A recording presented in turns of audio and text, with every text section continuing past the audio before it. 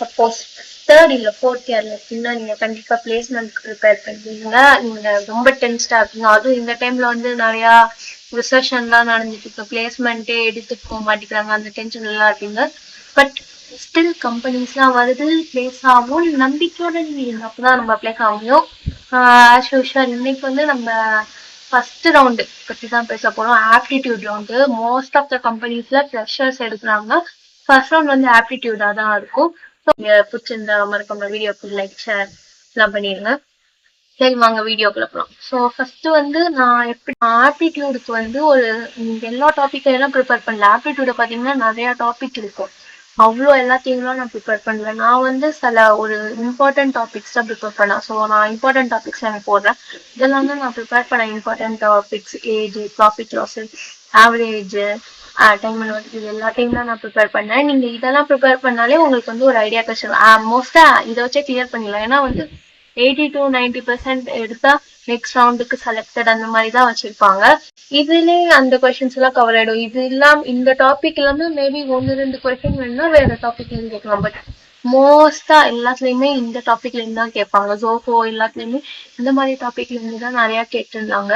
அப்புறம் நான் வந்து ஆப்டிடியூடுக்கு ப்ரிப்பேர் பண்ணேன். இவங்க சேனல் தான் ரெண்டுத்துலயுமே இருக்கும். உங்களுக்கு என்ன லாங்குவேஜஸோ அதுல பாருங்க. சூப்பரா சொல்லி தருவாங்க. நான் வந்து இதுல பார்த்துதான் டாபிக்ஸ் எல்லாம் ப்ரிப்பேர் பண்ணேன்.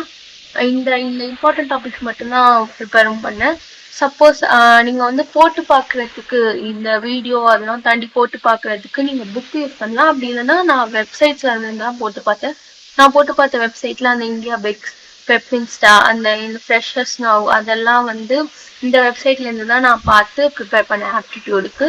அப்புறம் நமக்கு வந்து முன்னாடியே கம்பெனி லிஸ்ட் தெரியும். அப்படி இல்லைன்னா உங்க காலேஜ் வெப்சைட்ல போய் பார்த்தீங்கன்னா போன வருஷம் இந்த டைம்ல என்ன கம்பெனி வந்துச்சு அப்படிங்கிற லிஸ்ட் இருக்கும்.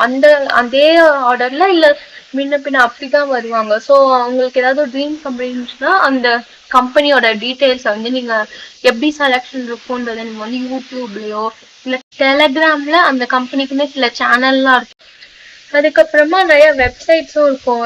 வெப்சைட்ல ஃப்ரெஷர்ஸ்னாவும் அப்புறம் சில பெப்பின்ஸ்டா அந்த வெப்சைட்ல எல்லாம் வந்து கம்பெனியோட பேரை போட்டு அவங்க கேட்குற ஆப்டிடியூட் கொஸ்டின்ஸே போட்டிருப்பாங்க. ஸோ அதை பார்த்தீங்கன்னா உங்களுக்கு ஒரு ஐடியா கிடைக்கும். சம்டைம்ஸ் அதே கொஸ்டின்ஸ் கூட வரதுக்கு சான்ஸ் இருக்கு.